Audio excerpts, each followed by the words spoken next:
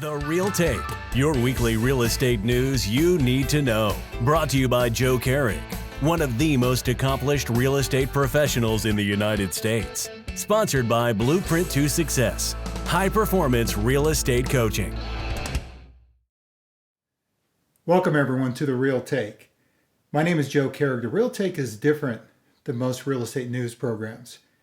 First, I tell you what you need to know. Secondly, based on my 40 plus years of real estate experience as one of the top real estate professionals in the country, why you need to know it. And thirdly, what you can do about it. I've been very fortunate to have mentored and coached over 1,000 real estate professionals. I've individually coached some of the top real estate professionals in the country that have sold billions of dollars of real estate. So at the end of this video, you'll see a little link to not only subscribe to these weekly videos, but also to take a look at the weekly training that will kind of tell you what you need to know and how you need to do it. So this week's topic is commission compression and who's in your pocket. Well, if you're in the real estate business, it seems like everyone's in your pocket. If you can remember, it really started with relocation. And, it's really no different than that. We all could make a decision. Do we want to take the relocation business or not? Well, I would always take relocation business. I mean, obviously from agent to agent, it's, a 25% referral fee, maybe 30%. But when you get it from your company, it was 30, then it was 35, then it was 40, then it was like 45%. And then your company would cap your percentage. So I can remember, with my last company, by the time I ended up going and taking someone out that was a relocation buyer, I was making less than 1%.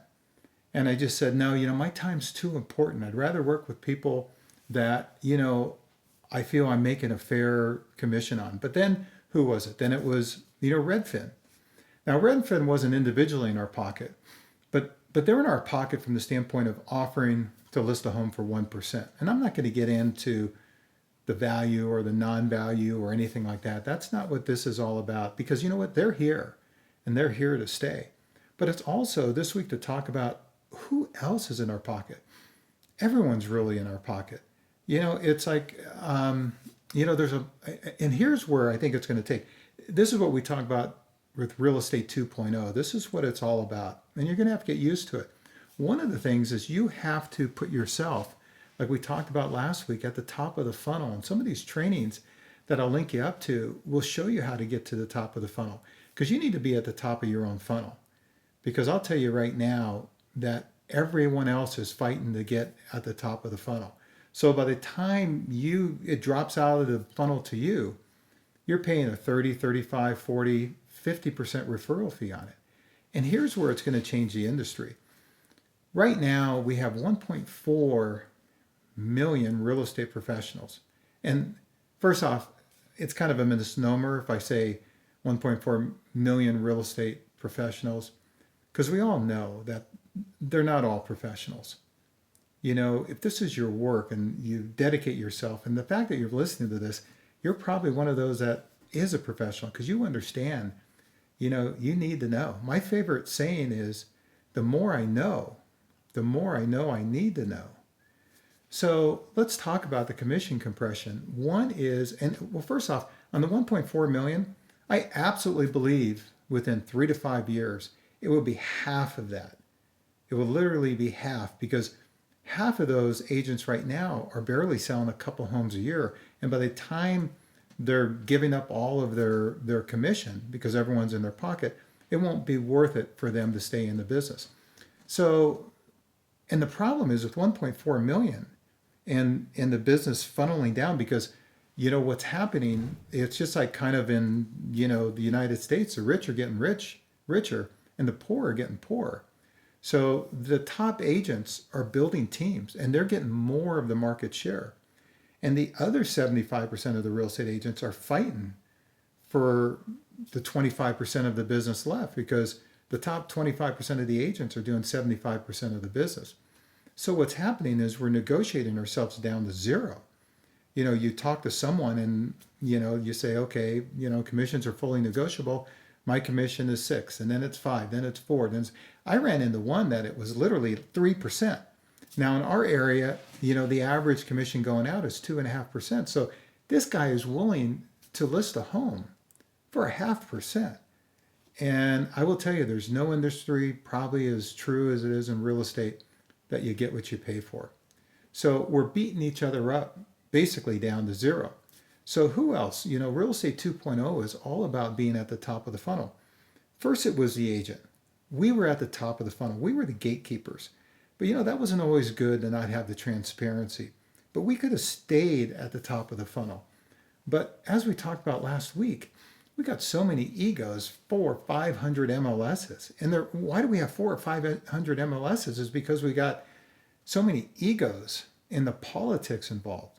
So a company like Zillow and a company like Redfin could come in and sit there and go, hey, listen, I'm going to give it all to you, consumer. You don't have to basically just go to these different MLS or the agents. And unfortunately, I'd like to say that we can get the top of the funnel back. It's never going to happen. Even if every official in every MLS tomorrow got smart, we're too far behind the eight ball. It's basically gone. But so who's fighting for the top of the funnel now? First, it was the agent. It is definitely Zillow now. And as we talked about last week, with the iBuyers like Open Door and Redfin starting to buy homes, they were eroding Zillow's top of the funnel. So Zillow got into being the top of the funnel again. Well, they always were, but they strengthened their hold on it hugely by their iBuyer program. Literally, by the time they're in 26 markets in 2020, they will have, 400,000 to 500,000 offers to purchase. Now they'll only buy 2% of those, but they'll lose money. But literally, they'll be farming out hundreds of thousands of leads to their premier agents, like we talked about last week. So Realtor.com has always been at the top of the funnel, and just recently, it wasn't good enough for Realtor.com because what happened is they were fine. Realtor.com, I felt at one point, or for a long time, was a real estate agent's friend. We talked about Zillow being the friend or foe. Well, I thought Realtor.com was our friend until they got bought by News Corp. That basically just looked at it from a profit standpoint. And they bought in OpCity. Now, OpCity basically takes these leads that they have, instead of just farming them out, cold leads, they warmed them up a little bit. Then now, since Realtor.com bought them, or since News Corp bought them, they basically now give you those leads for a 35% referral fee. Again, so they're in your pocket. Zillow's in your pocket. If you're a premier agent, they'll give you the leads for 35%. Realtor.com will give you leads for 35%. I will tell you, it is my belief that Realtor.com is on borrowed time. The reason why is what's happening is Zillow's at the top of the funnel, Redfin, now Open Door, and now Amazon through the Reality is going to fight to be at the top of the funnel. What does Realtor.com have to offer anymore? So Realtor.com, I think, is on borrowed time unless they do something drastic, unless the News Corp does something drastic. But as we talked about before, Open Door is at the top of the funnel. Now, what Open Door will do is they'll get the leads, they'll buy properties, and they'll turn around. They purchase a company called Open Listings that they'll basically, sell them for a reduced, Open Listings is a discount brokerage firm. But they're also partnering up with companies like Keller Williams. So what they'll do, what all these companies are realizing, where they thought, hey, we want to replace the real estate agent. And then they said, well, wait a minute. Why would we go through all that hassle and the minimal, margins, in the real estate business? Let's just use the infrastructure that's already there. Let's just use the real estate agents already there and basically take a 35% referral fee. Well, that's the way Opening Door is going. And then, of course, we talked about Amazon. Amazon now is working with Reality, which I thought was a coup for Reality. And God knows they needed it. It's funny because Reality is one of the few companies with RE/MAX that's actually making money. And we're going to talk about, profitability in an upcoming session vlog. But it's funny, but their stock is just dropping so low. And part of it is because obviously Wall Street looks at the future value of a company. Otherwise, how could they value Open Door and Compass and companies like that so highly that are basically non-profitable if they weren't looking for the future? Well, when they look at Reality, they're looking at the future doesn't look bright. That's why their stock has taken such a beating, even though they're one of the few companies out there that are profitable. So Realgy hooking up with, through their Cartus relocation company, hooking up with Amazon and giving a few $1,000s away, to, people who go through Amazon was a coup for them. Because God knows that Amazon is definitely at the top of most of our funnels. I mean, think of anybody that hasn't bought anything just in the last week on Amazon. So that's going to pop up right there. And then a couple other little ones, not little ones, but Upnest and Homelight. And that's where it's really tough, because what happens, you could have a great client and they just email agents or whatever, and they go to Homelight or they go to Upnest, and Upnest grabs them and basically says, hey, we can get you a top real estate agent. We can do this and this. And all of a sudden, Upnest now basically sells you back your own client for 30 or 35% referral fee. Homelight, the same thing. So all of these companies are fighting to be at the top of the funnel. They want to control the client as they come in and then farm it. None of them anymore, I believe, want to put us out of business. I think even Open Door. That's why they're partnering up with Keller Williams. They basically said that, why put them out of business where they can make us all these tens, and like in Zilla's situation, hundreds of millions of dollars. So what you have to do, you have a couple choices. One is you can give away a chunk of your commission, and that's fine. That's a business plan. But to be a top real estate professional, between staging and professional photography, I'm just not in the mood. I will. I mean, I'll be quite honest with you. My team last year, sold $120 million of real estate. And one of our lead sources is 55 places, for seniors and neighborhoods and Upnest. But one by one, we'll give away a 35% referral fee, because number one is if we get that client and we nurture that client, they go into our sphere of influence. So the future life of that client, we're not giving, 35% away to. So the important thing is, if you're going to take it as it drops out of the bottom of the funnel and pay a 35% referral fee out, then have a system in place where you can put those people into your sphere of influence, where they can refer other people to you, that you're not paying the 35% referral fee, and all the future business on them will be without the 35% referral fee. So your choice is, number one, is take that business in from there. But the other choice is put yourself at the top of the funnel.